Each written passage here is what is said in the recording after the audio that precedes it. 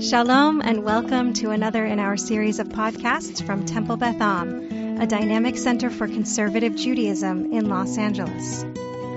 This is a recording of a teaching with TBA Rabbinic Resident Jacki Honig. If you just want to share, if you feel comfortable, if you want to share in the chat your name, your pronouns if you want, and something that makes you feel loved, whatever that is, whoever that is, what that feeling, what brings out that feeling that makes you say, oh man, this feels like love. I'm just going to take like a minute or two, see if anyone else joins, get to know each other a little.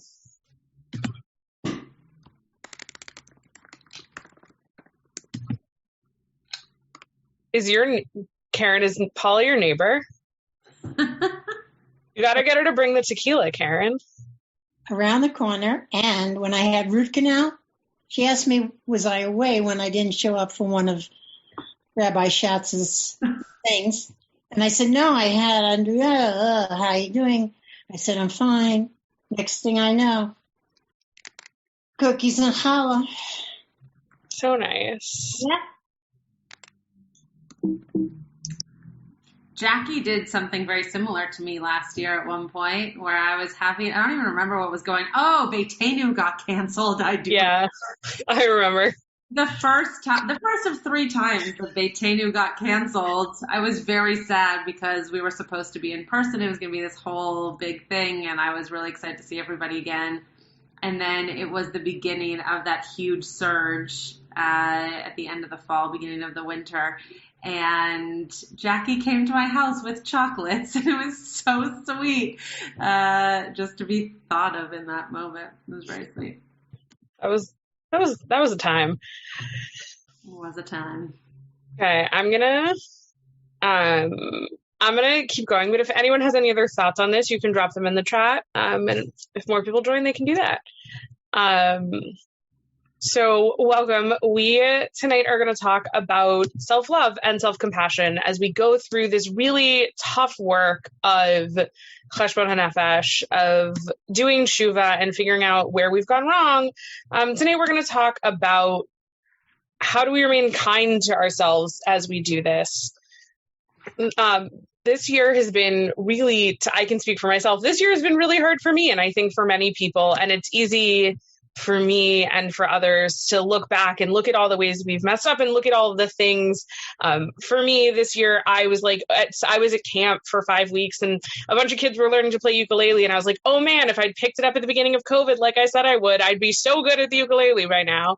And so I think we're all kind of having these moments in this year in particular. And so as we do this hard work, how do we be kind to ourselves at the same time? So if Rabbi Schatz, if you want to hit the slide, we're going to look at how is this a Jewish value. I've got 2 different sources for us. So we're going to start with Yoma 83a. If there's someone who wants to read in English, I think everyone, myself included, will appreciate not hearing just my voice for an hour. And this one is English. So if someone wants to read, that would be awesome. Okay, I'll volunteer. Go, Paula, go. Where do we see this as a Jewish value? Yoma 83a. It was taught in the Mishnah, if a person is ill and requires food due to potential danger, one feeds him according to the advice of medical experts. Rabbi Yanai said, if an ill person says he needs to eat and a doctor says he needs not to eat, one listens to the ill person. What is the reason for this halacha? It is because the verse states, the heart knows the bitterness of its soul, Proverbs 14:10, meaning an ill person knows the intensity of their pain and weakness, and doctors cannot say otherwise. The Gemara asks, is it obvious that a person knows themselves better than anyone else does? Why does this need to be stated explicitly? The Gemara answers, it is lest you say that the doctor is more certain because she has had more experience with this condition. Therefore, the verse teaches us that even so, it is the ill person who knows their own suffering better than anyone else. Thanks, Paula. this comes out of Yoma. So it's talking specifically here about fasting on Yom Kippur. I would say it applies to other things in our lives. What do you all think of that? How does that feel? Where is that sitting? What do you think, Nancy? I think it's beautiful. I think it's absolutely beautiful. I mean, even if it's about other sources in time, I mean, it's true. It's like a doctor doesn't know exactly how you feel. They have a lot of experience. They may have worked with lots of people who have whatever this illness is, but they can't tell you what feels on the inside. And so I've never read this before, and I think it's beautiful. Denise? So my first reaction was I was confused by it. I didn't know that it was about Yom Kippur. And I used to love fasting. And then for several years, I couldn't do it at all. Just for medical, stomach, blood sugar, all kinds of stuff issues. And a lot of my friends were like, oh, you should ask a rabbi and, maybe you could have like half a raisin every 2 hours or something. And I was like, it's not happening like that, And I really felt like, I don't care what any rabbi says because they're not going to take the hit and they're not going to be like half comatose or heaving in shul or all kinds of horrible things. So I don't care. I'm eating and that's it. So this makes me feel very like grateful and relieved. And the confusion was, do we apply it this way with all illness situations? In other Beth things, we've been thinking a lot about mental illness. So this makes me think about addiction, and not only mental illness addictions, but like I had an uncle who was addicted to food, and he was diabetic, and he needed surgery, and they basically put him in the hospital in order for him to become healthy enough for surgery that he needed for his life, and he was like paying the staff to go bring him cakes and things. So like, where does that fit? Like, he's sick and he thinks he knows what he needs, but it's really the sickness that's craving that extra sugar. And so like, it becomes really tangly. So it's really interesting. So I didn't bring the second half of this Gemara, so I'm going to quote it wrong, but it's like literally the next section offers the opposite of what if the person says they don't need to eat, but the doctor says they do need to eat. The answer is you feed him according to the doctor because the illness has taken over and clearly he doesn't know what's best for him. I would encourage you to seek that out. You can find it on Sefaria. We can send the link. If I remember when we're doing some writing prompts, I will find it and send it to you.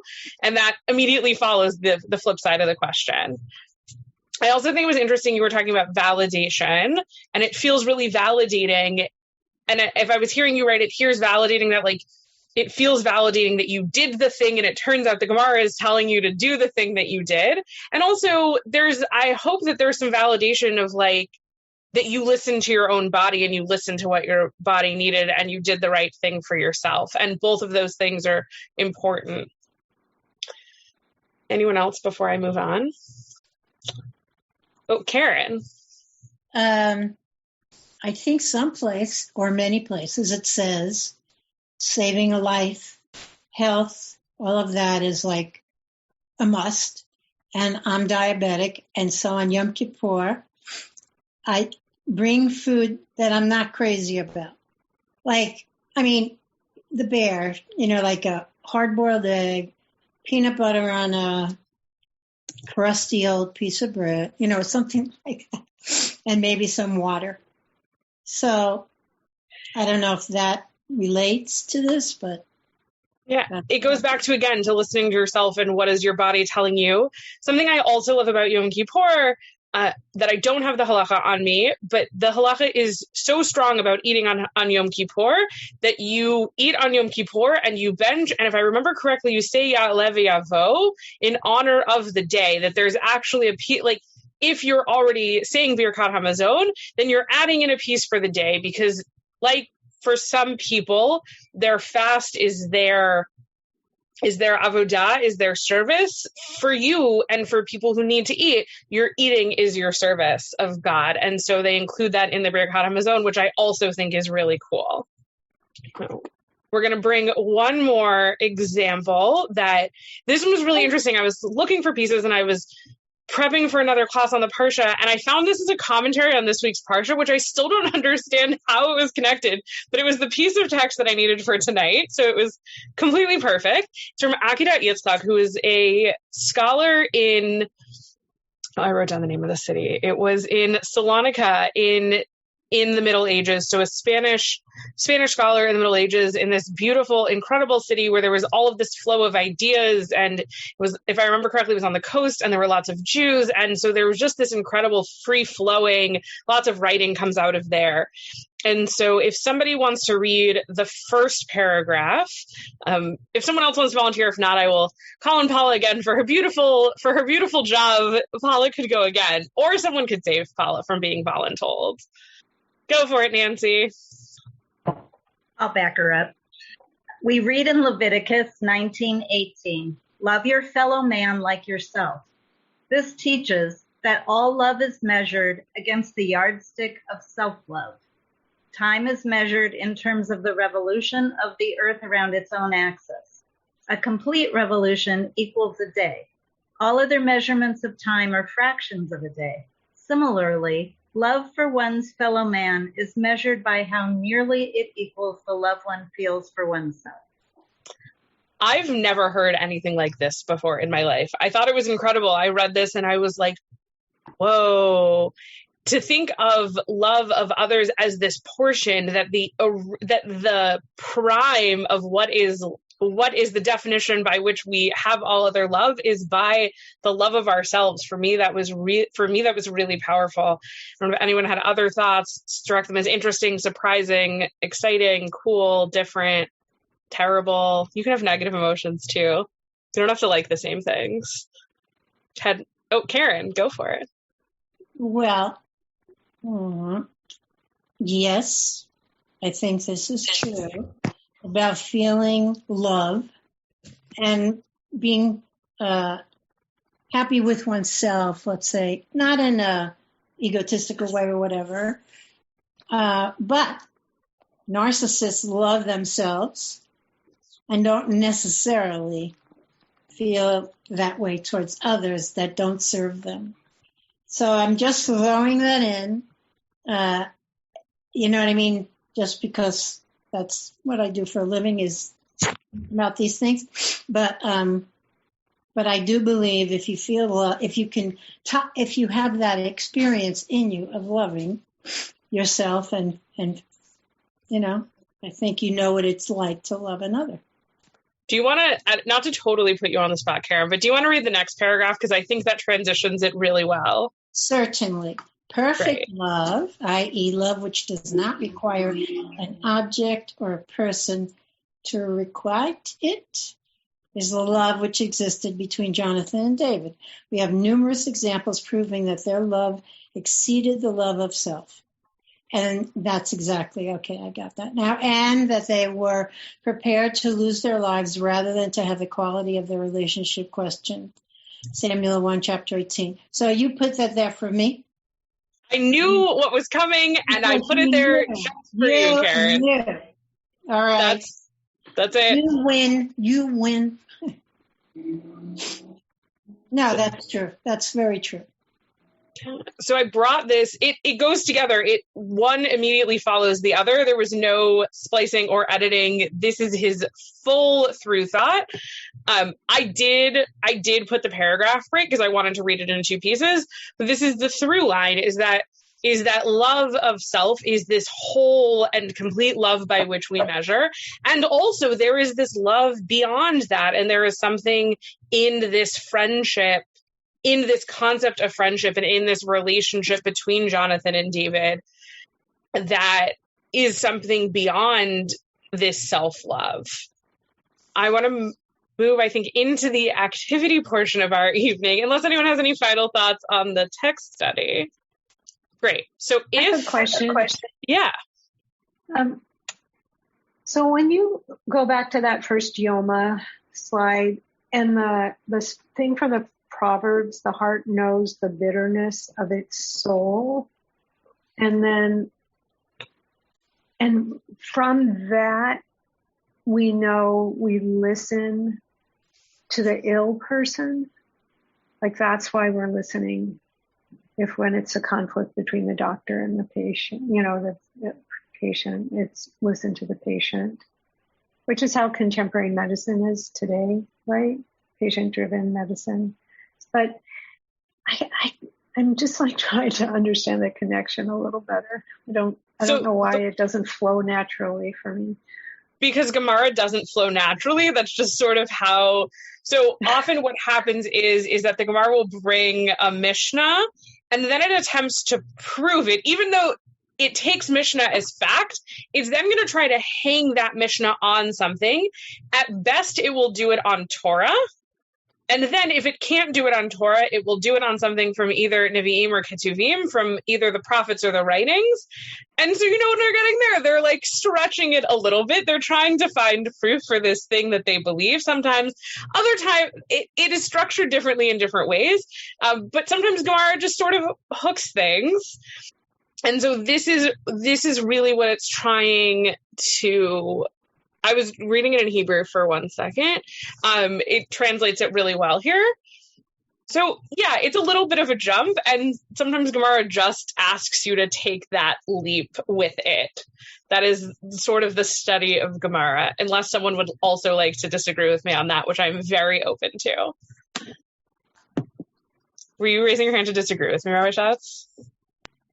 No, I had to respond to something, so I didn't hear Paula's full comment. So no, I was not. I was multitasking is what I was doing. But if you want to summarize it, I'm happy to disagree if that would be helpful.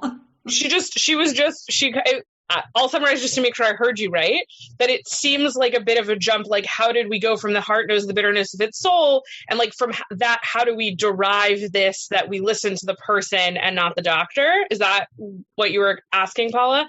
And I said, like, Gemara just sometimes does that it's going to take this Mishnah and it's looking for proof, and it tries to hang it on Torah if it can, and if not, it'll move into Naf, and it's trying to hang it on a verse from Scripture.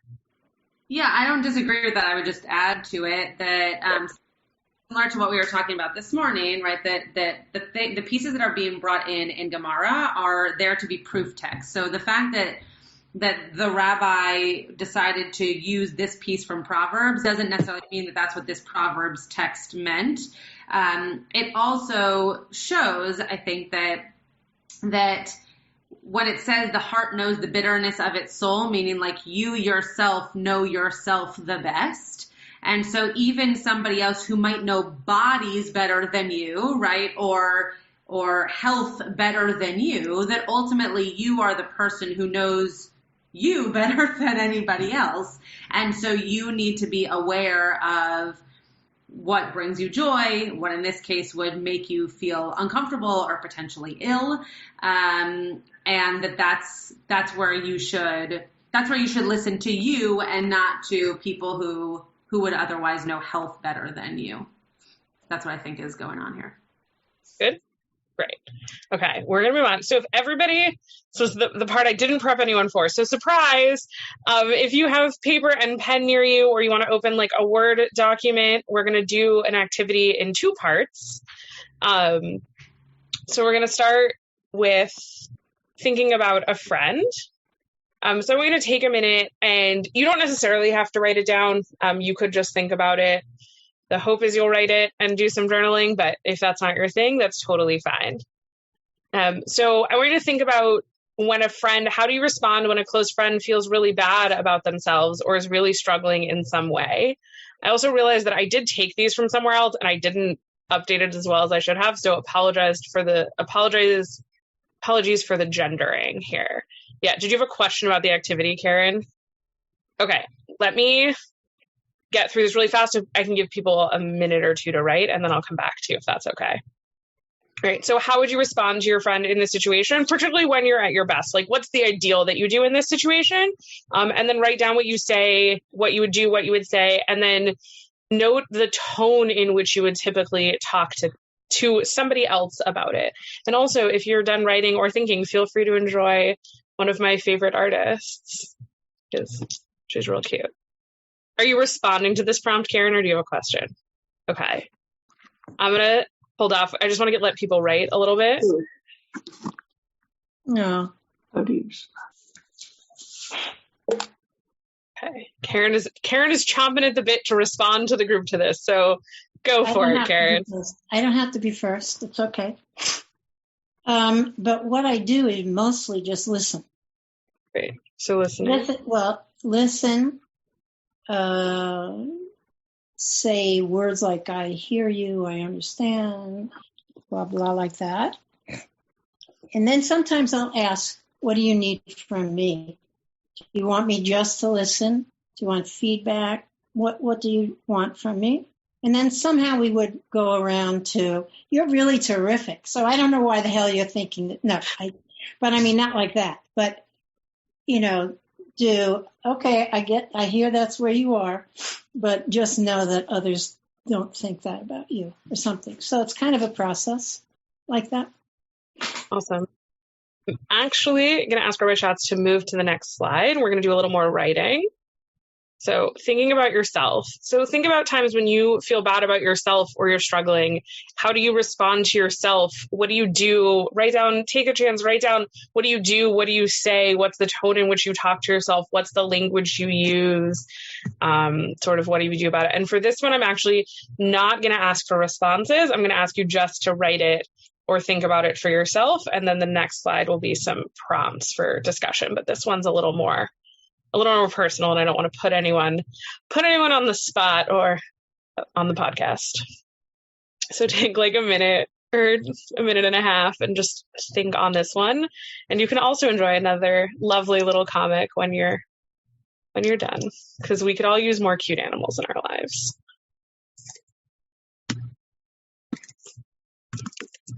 Take like 10 or 15 more seconds. Wrap up the sentence you're on.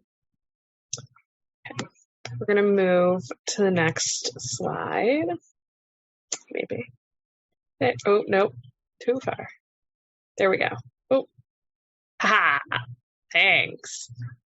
So the top two is going to be kind of questions that I kind of want to sit with for a minute and think about, and we can talk about what's the difference? Where did you see differences between the way you talk to others and the way you talk to yourself? And then what factors or fears come into play that lead you to treat yourself and others so differently, if at all?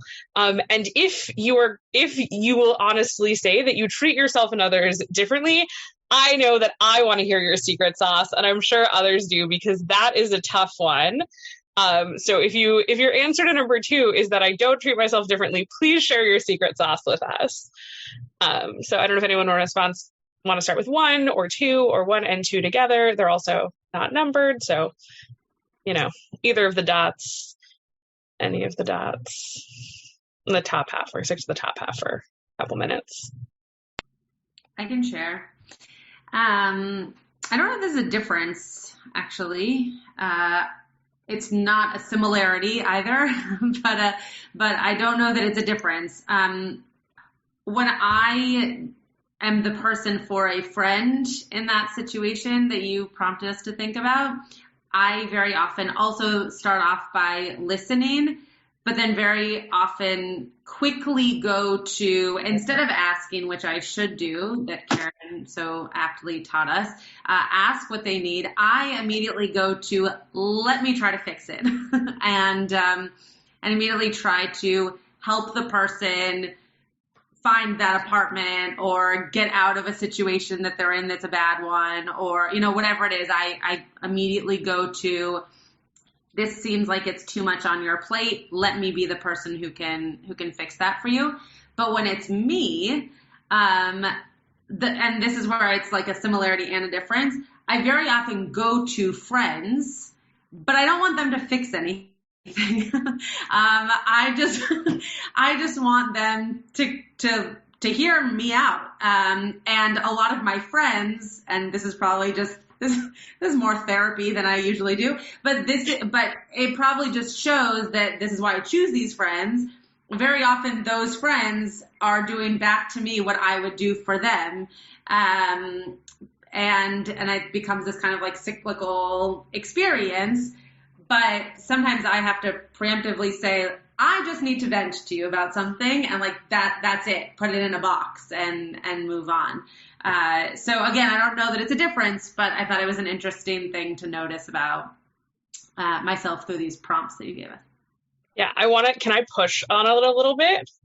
Sure. Or like, doesn't mean I'll respond, but you can push. That's fair. I want to push you to think a little bit differently, to think maybe outside of this box, this self-made box you've now made. You're talking, it sounds to me like you're talking specifically about like, I'm struggling with finding an apartment, or I'm struggling with blah, blah, blah. But I want to push and ask the question through the lens, and this might have been on me for not making it clear, but through the lens of like, oh man, I stink at riding a bike. I have no idea what your relationship is to bike riding. I wanted to pick something like low level. Whatever that is, and really about that feeling of that negative self-talk, and like, how does that compare to when a friend is having that negative self-talk? Like, that's really what I want to zoom in on. Do you want me to respond, or do you want me to just think about that? You can respond if you want. I don't want to put you on the spot because I did ask a slightly different question. That's okay. I think it's similar. I think I don't allow myself to do the self-talk without talking to a friend. Like, I'll say to a friend, I think that was a really terrible sermon and I'm feeling so bad and now I'm not a good rabbi and blah, blah, blah, blah. And sometimes the friend will say back to me, no, it was so great. And I don't want to hear that. I want them to tell me that I'm right and that it wasn't good, whatever. So I actually don't think, for better or for worse, that I do a lot of that self-talk alone. I think I often process what would otherwise be negative self-talk still with another person. Awesome. That's Rabbi secret sauce with Rabbi Schatz. I don't know that it's awesome, but happy to share it if it helps. Yeah. I see you, Karen. Hold on though. Jennifer, were you trying to say, I couldn't tell if you were going for it or you just happened to be unmuted and made noise? No, I like it. I want to know everything, how the rabbi got to this point. Like, I am proud to admit I have the best therapist in the entire world. And it's and you just sort of, for me, I just sort of, because, because I've had negative self-talk, but now she's helping me. And if you're just quiet and you just reflect versus always talking, because I like to talk and help and just observe it in. And like the minute you start having negative self-talk, realize it's not real and it's just a thought. And it's taken time, like, believe me. And I'm trying to do that. But it's a process. I want to know wow, Rabbi, that's special. I want to know what you have. That's so cool. You don't really have that within yourself. Like you do with other people, like you share with other people, if I'm phrasing it right. I don't always phrase things right. It's a beautiful thing you have. I want that, but I'm learning. Thank you. Yeah, I don't know how to explain it other than I think that, and again, it's probably work that I can be doing in therapy, but I think that, I'm scared to have that like negative self-talk alone. And so I have really good friends, and really good family. And so like my best friend is the person that I'll call up and say all these things to, and she could be doing laundry and not paying attention to me at all, but speaking it into the phone is what helps me, feel like at least someone else is listening and can validate it. I love that. And I also wonder, and I'm serious because I don't really know that my religion that much because I didn't pay attention when I was little. And now I'm like, oh my God, I want to learn. I want to know how to read better, etc. Because I just memorized my whatever, bat mitzvah, what I had to. And like, I wonder if it's because you guys are religious and you have the faith and you believe in that. Like you have stuff to read and it's like a holy, wonderful thing coming through you. I don't know how to describe it, but it's like God speaking to you and you're reading the words and it's like it gives you hope reading those words every single day because you guys know this back and forth in your sleep. I wonder. I think that might be a secret. That was beautiful. I don't know that I feel that way, but about like my own my own spirituality, but I think that would be a beautiful thing for somebody to feel in terms of turning to religion and turning to a relationship with spirituality to be the thing that brings you calm during those moments. I think that's really, really beautiful. But we don't have to keep talking about it. We can go to Denise and Karen. I was going to say also, I'm going to take Denise and Karen, and then I want to go on because I actually have a journaling activity that I hope will a little bit speak to that, some of the practical and some of the spiritual. And I'm hoping we will get to mesh the two a little bit at the end. So Denise. So when it's for another person, try to listen, and I kind of try to just kind of connect them to good energy within themselves and help them feel good about something within themselves, within their life. Not so much to distract from whatever's going on, but kind of like to tap into that wellspring that's going to be empowering, that's going to make them feel like they can handle whatever it is. But I try not to ask too many questions or go too deep, because you just, you don't always know what another person has going on or how prepared they are to articulate it even to themselves. And, so I feel like that would be almost irresponsible. Even if I can see right through it, it's not my place to just bring that to light if they're not prepared for that. But for me, just because I know myself, what I found is that when I'm struggling with something, first of all, writing always helps. Like I almost can't even think if it's not on paper. And then like within a few sentences, all of a sudden things start to make sense. And there's almost always some kind of false belief or assumption or old pain or somewhere that I'm filling in the blanks with my own stuff that has nothing to do with whatever's going on. So for me, I feel like it's very, very healing and often a great relief to dwell inside, because it's almost never as bad as what I felt like it was in the first place. And I would hope that that's true for most people, but I still feel like it's probably irresponsible to advise that to someone else just in case. Yeah, I like what you said. I want you to hold on to where you said that you were thinking about it happens to other people and it's not so bad and there's this camaraderie and this. I want you to hold on to that for a minute because it's going to come back out. You're going to, I didn't plan to anyone, but y'all are like hitting this on the nose. I love it. Karen. I feel like this a lot. And so what I do is I'll say, what is this? Where is this coming from? Why am I feeling, oh, yes, it's probably connected to whatever happened when I was 3 or whatever. But then I also, I'm a sloth. I sit here during COVID and this is what I do.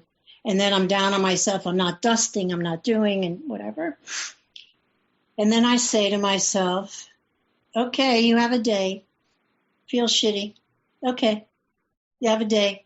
And then you know yourself. You will write that chapter that you didn't write today for that book. So you will get to it. You know that. You have those. So it's kind of self-talk, cognitive behavior therapy, or remembering when you don't feel that way. And it's kind of a back and forth like that.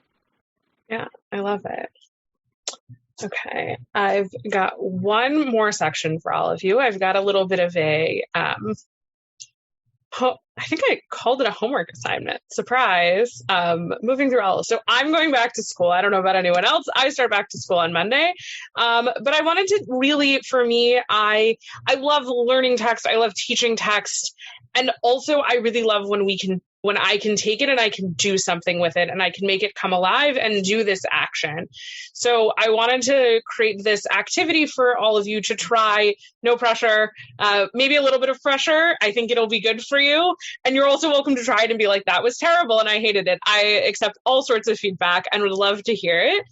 So I've kind of got these 2 options of how I would suggest doing this. Again, play with it, have fun with it. So either I would use this in Elul as like a daily or a weekly, like find a couple minutes at the end of your day to think through this, or at the end of your week, however you best process your life.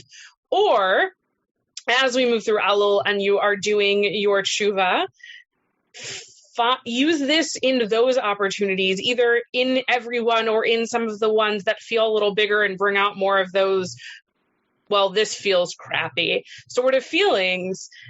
Use it in those. So those are sort of the two ways you might want to use this. And I would actually really love to hear from people. If you do this, I would love to hear back how this feels at the end. So if you want to hit the slide for me. Okay, so there are four steps for each thing. And I can also link this or send it out somehow. I'm sure there's a technological way to do it. So you're going to use, it's 4 things: mindfulness, a sense of common humanity, tshuva, and kindness, to process the event in a more self-compassionate way. So starting with mindfulness. So this is about bringing awareness to the feelings that happened when you did something that you felt like you shouldn't have done, or the self-judgment. So first, you're going to write about how you felt in that moment, either during that day or when that thing happened, be it a month ago or 6 months ago. And then just try to write and just try to name it, and whatever it is. I would avoid using modifiers like, well, I was a little bit angry. If you were angry, say you were angry. You don't have to say you were a little bit ashamed. You can just be ashamed, lean into those feelings, and they're uncomfortable. And that's what we're starting to do in this Cheshbon HaNefesh, is we are looking in these deep, dark corner, which feels big and scary. I'm very here for that feeling big and scary. And that's what we're doing. But we're really like dusting out all, as I literally did today, dusting cobwebs out of the corners. And you may even find some spiders with them, again, speaking from personal experience. But where are those places sitting? And really hold yourself and just write those things as statements of fact. So the next one is appealing to common humanity. So ways that your experience is connected to the larger human experience. So I'll go back, I realize, to sort of give an example. So for me, really something that I'm struggling with myself is I'm really actually disappointed in myself that I did not pick up a musical instrument during COVID. I really have wanted to learn to play for a long time, and I just didn't have it in me. So for me, the mindfulness of it is that I feel disappointed in myself, and I feel a lot disappointed, and that's what it is. So this common humanity is including acknowledging that being human is being imperfect. We have a professor at Ziegler, Rabbi Patricia Fenton, who always says life in a body. And that's what it is. This is the human experience, to make mistakes and to be upset and to feel this. And think about the various causes and conditions underlying the event. For me, I think about all of the musical instruments or other skills I've attempted to acquire in the past. And lots of people want to play musical instruments and then just give them up. And that happens. And I think that's part of a lot of people's musical experience, a lot of people's life. I don't know how many other people have tried lots of assorted hobbies, but my closet can tell you all of the things I have personally attempted in this last year and in general in life. And so finding ways to connect whatever you did and however you're feeling to the larger human experience. You're not alone. You're all wonderfully special humans. And also, whatever you've done, chances are someone else has done it too. None of us are that particularly, we are all special, and also we're not that special. It's been done before. Someone else has made the same mistake. Next is tshuva. This is Elul, after all. So what are you going to do, if anything, to do tshuva about this situation? Who are you apologizing to? Who are you going to come to terms with? Who are you going to put at peace about this? The thing for me that's really important about tshuva is that we have to center the person who was hurt. So in some cases, like in my case, my very basic example, I'm the one who was hurt. How am I doing tshuva with myself? But in other cases, it's really about the person who's been hurt. And so this is not permission to like do more harm to people, because you have to do tshuva. So I just want to name that. So what are the ways that you're going to do tshuva? Are you going to apologize to someone else? Are you going to take action? Is it going to be some sort of remuneration or some sort of giving of time or giving of heart? Or is it going to be picking up the pieces of what you've broken or doing better in the new year? So really, what's the plan for that? What will get you into that mode? And last is self-kindness. And that's what we're here for tonight. There's lots of ways to do tshuva. Rabbi Kligfeld is teaching about it all month. If you want to learn how to do that part of it, Rabbi Kligfeld is going to teach you how to do it. But here's what we're for. Write yourself some kind, understanding words of comfort. This year was hard. There's your words if you need them, I give you permission to take them. This year was hard. It's hard to be a human sometimes. Look through what you've written, really read through these previous 3 things and offer yourself kindness. Really, I would encourage you, if you're writing any of this down, write this part down.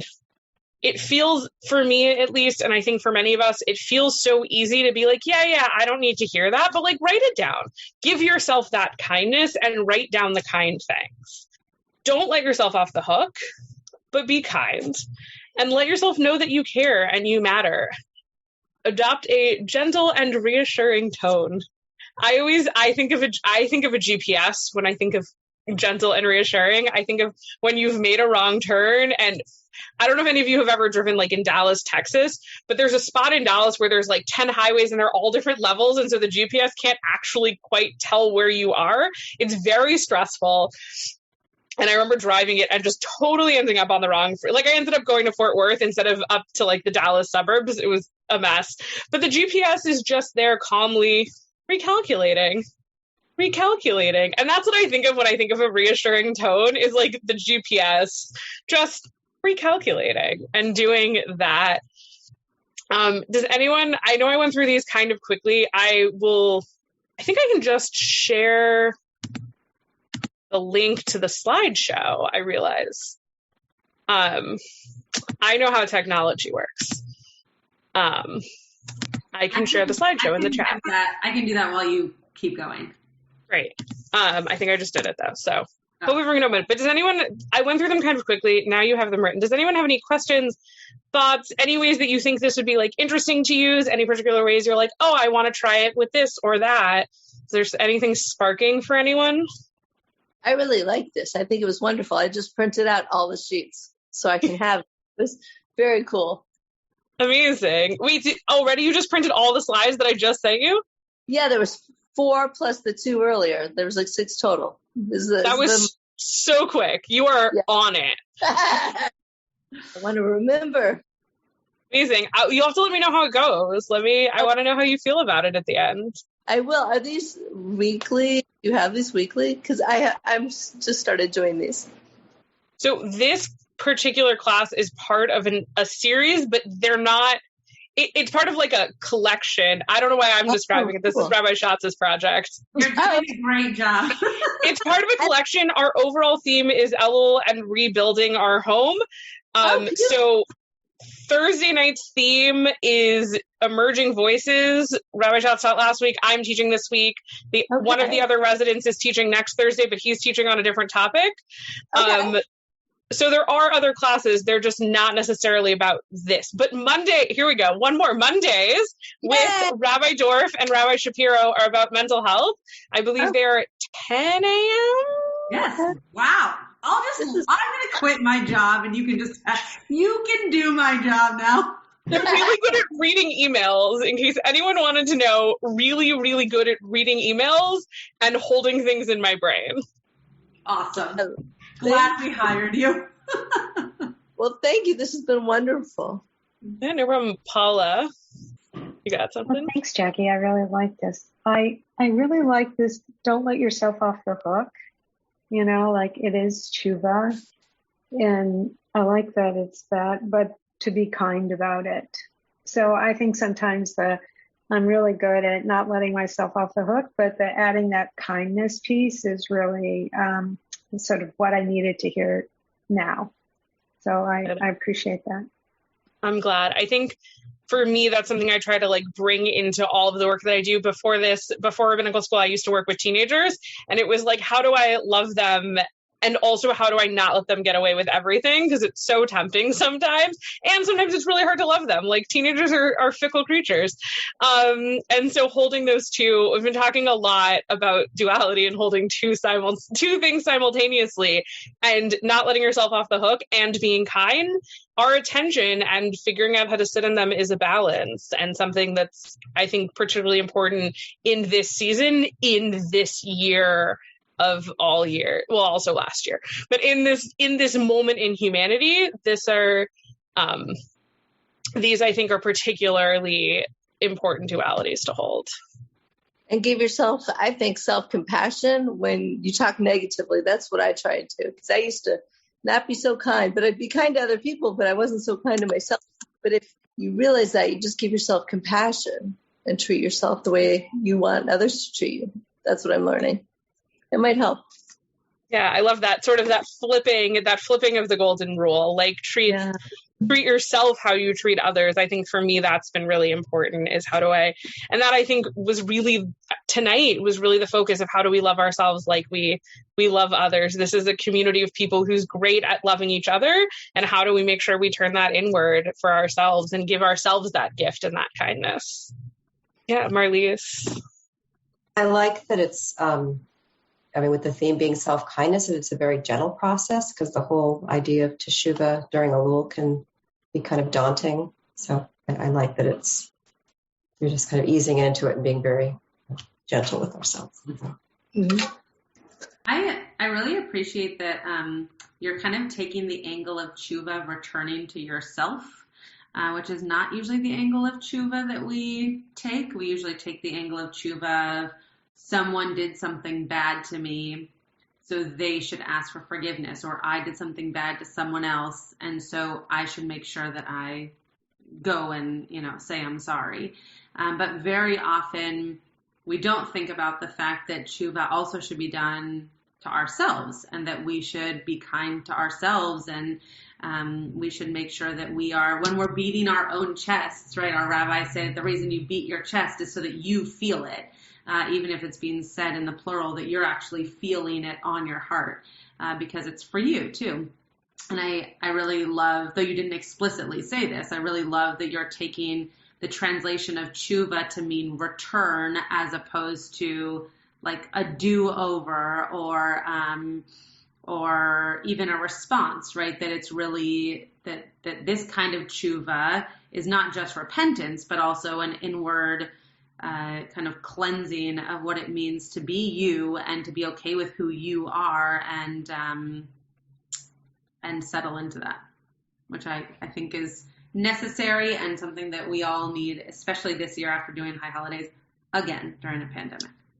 Yeah, for me, it's interesting, like, that you found that in what I was talking about. Like, for me, that's been, since I've learned it in that way, has been one of the most powerful things about teshuvah, is and that could be even its own, I could go on I could probably talk for another hour about, like, how do we return to ourselves and who we are in our core. Like, for me, it's always a recentering of, I know that I've been X, Y, or Z to myself or to others this year, and how do I come back to the human that I know that I am inside. And so I think that's a really, really key piece of this. Mm-hmm. So, well, thank you all for being here, for going on this adventure. I hopefully will see many of you virtually or in person in the coming weeks. And wait, Karen. Jackie and I are teaching together tomorrow at 11 a.m. It's a lot of times in my head, guys. Oh, not 11 a.m. Rabbi Matt Shapiro is on vacation, so Jackie and I will be teaching our Parsha class. So feel free to join us. We will, one of the commentaries that I found for our class was one of the pieces that Jackie brought today for this class. So it'll be interesting to see if it comes up, there as well. And tomorrow morning, Rabbi Kligfeld is teaching his Hilchot Teshuvah class at 8:30 a.m. Same link as this one, and hope you will join for that. He's going through all the different steps of teshuvah before the high holidays. Karen, did you want to say something? Yeah, of course. I find that when I don't like when I'm connected to somebody, love them, blah, blah, blah, and there's a stone in the middle. We've had bad words, we've done whatever it is, they hurt me, I hurt them. And I think it's very important when people want to speak of something like that it isn't to win the argument. It isn't to be the right one. Because that is absolutely not any kind of discussion. You just sit there saying, I'm waiting for my turn to tell you how bad you are. So I think that the purpose of saying sorry or whatever is really, for me, to connect and reconnect and get rid of the stone, as opposed to, you owe me or whatever. Anyway, so I think that's important when you're wanting to take care of something with somebody else. Yeah, I really like that. I also my brain is at, what does that mean to remove that stone from yourself? What are the parts of yourself that feel separated in this way? What are the parts of me that are not talking to each other? I really like that. That's going to sit with me for a while. Thank you for that. Thank you all. Really, if any of you end up trying this out over some period of time, I would love to hear about it. Come find me next time you see me. Probably not tomorrow morning, but hopefully I'll see lots of you around, and I would love to hear about it. And I look forward to learning with you all again soon. You have been listening to another in our series of podcasts from Temple Beth Am, a dynamic center for conservative Judaism in Los Angeles. If you enjoy these podcasts, we invite you to write a review on the Apple Podcast site or wherever you get your podcasts. For more information about Temple Beth Am Los Angeles, go to tbala.org.